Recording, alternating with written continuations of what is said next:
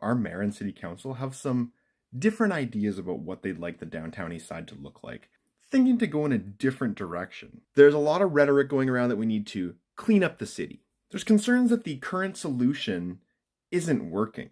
We didn't entrench poverty in the downtown east side as a solution, we did it as a protest. And they're saying it's definitely not gentrification. Back in the 1960s and 70s, if you were a middle-class family, you were trying to get out of the city. And this was happening in every city.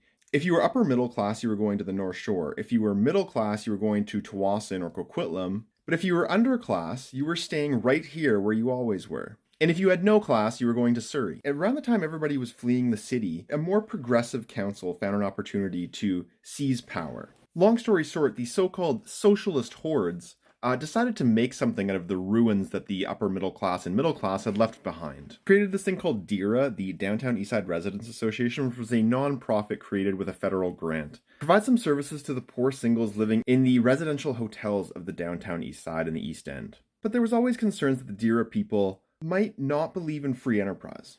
And maybe these socialist hordes were amassing these poor singles and using them for a political advantage in order to create a voting bloc. But in the late 1970s, this is where we really entrenched the poverty because we extended the Residential Tenancy Act to the downtown east side residential hotels.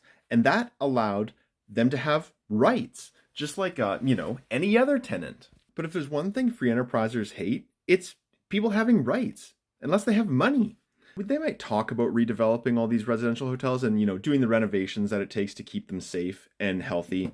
But really, that's just an excuse to remove these people, send them nowhere, and then move in some more affluent residents into the downtown east side, which they've been trying to do for years.